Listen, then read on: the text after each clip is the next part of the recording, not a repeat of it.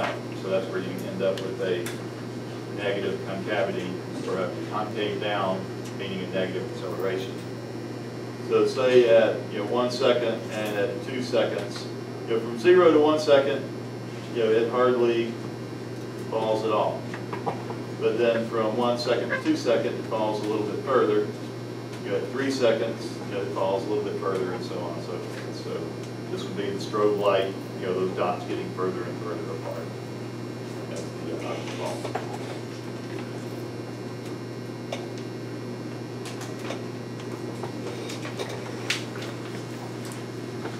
So initial velocity is 0 after 1 second.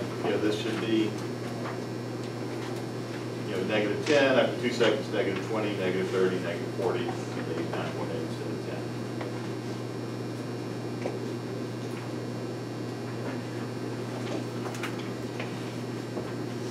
So we're going to run a little bit short on time. I want to get to a projectile problem. Let's skip forward to question number 10.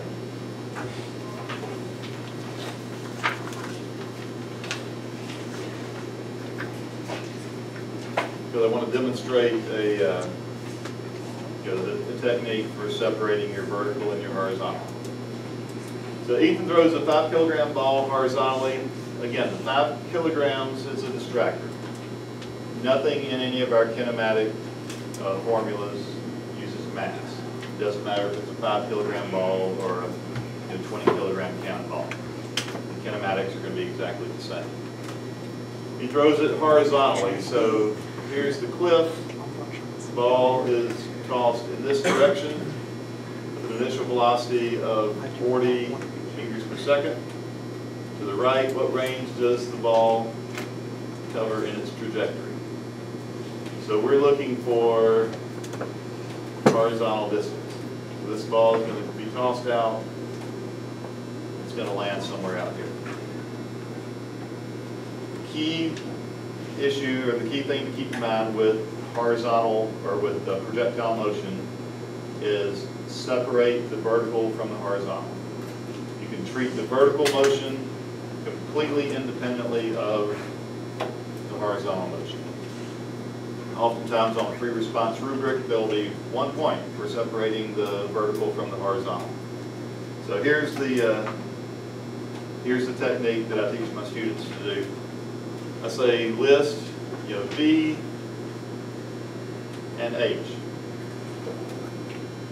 Vertically, we have V, V0, A, T, and delta X, all our friends, the 5 kinematic variables.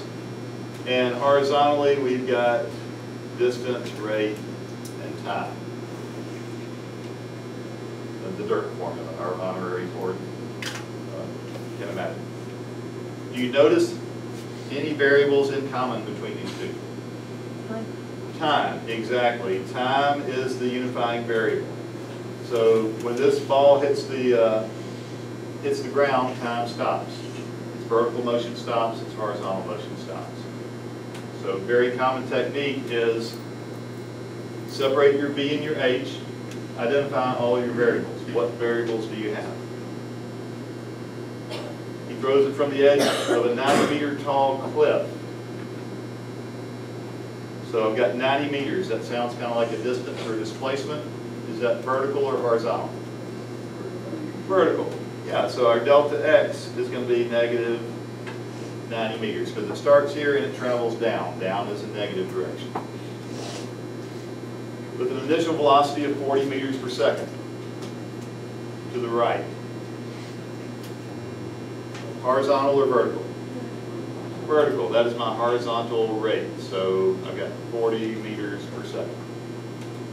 What range does the ball cover during its trajectory? What are they asking you for? Horizontal or vertical? Horizontal. Yeah, so this is my unknown. So to get distance, I need rate and time. But I don't have enough information horizontally yet. So let me come back over here to my vertical. Maybe I can find time here. All I know vertically so far is the displacement, negative 90 meters. But vertically, is it accelerating? Sure, it's absolutely accelerating due to gravity, -10 meters per second squared. And vertically, what do we know about its vertical velocity if it's launched horizontally? Initial is 0. We know the initial is 0. Okay, so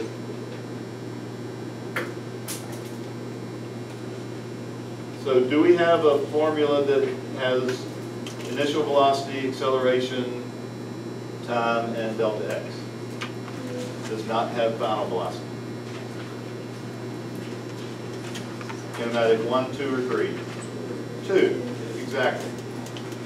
So kinematic number 2, I could say, delta x is equal to v naught t plus 1/2 at squared.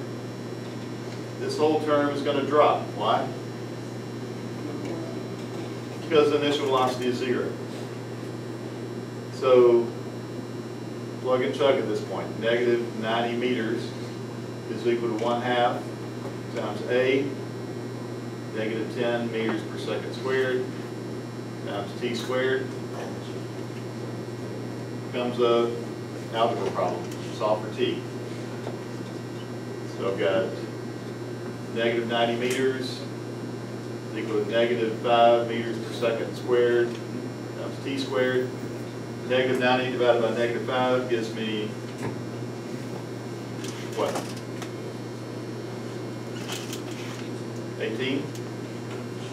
So positive 18, right? Positive 18, divide a meter by a meter per second squared, I end up with second squared. Is equal to t squared. Take the square root of 18. Who's got a calculator? What do you get? Square root of 18. 4.2 seconds. So now, I've got 4.2 seconds. I'm in good shape horizontally. Distance equals rate times time. So distance is equal to 40 meters per second times 4.2 seconds. So distance is equal to 160 plus something, 172. It's going to be a little bit different using 10 versus 9.8.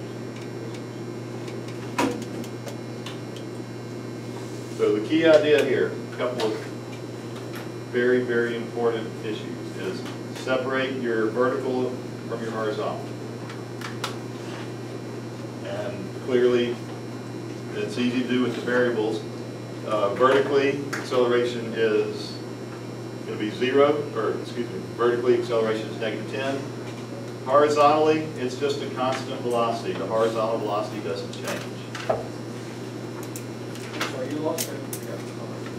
After we got time. Okay, so I solved for time vertically, 4.2 seconds. Time is the variable that is common to both sides, to vertical and horizontal. So ultimately the question was asking me, what is the horizontal range? To find D, I need R and T. I knew R, the problem gave me R, but I needed T. I didn't have enough information horizontally to do anything. So I jumped over here to the vertical side and saw that, oh, well, I know my initial vertical velocity, I know acceleration, I know delta x. I can solve for T. T is the variable that ties the horizontal and the vertical together. So a very common technique is they might give you the horizontal range and the rate. You can find the time and then bring it over here and solve for some other vertical variable. Or vertically solve for time, come over here to the horizontal side.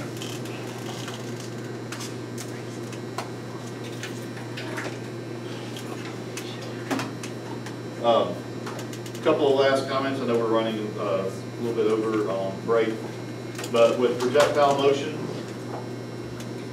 it's symmetrical. What happens on the way up happens in reverse on the way down. So if you launch something with an initial velocity of, initial vertical velocity of 50 meters per second straight up, when it comes back down, going to have the exact same magnitude, the opposite sign. So at any given point on the way up, it's going to mirror the same characteristics on the way down. The velocity at the apex is 0, and oftentimes it's useful to look at maybe the second half of a problem. If the problem says you throw a ball upward initially with 50 meters per second, how high does it go? Well, what you can do is say, well, I know at the apex, its velocity is 0, its final velocity should be negative 50. The acceleration, you can solve for like delta x. I think it's time for a break. My schedule is correct. Any questions? You're going to be back in here for the next session. Okay, Mr. Christopher said that you guys are going to go downstairs to get your snack.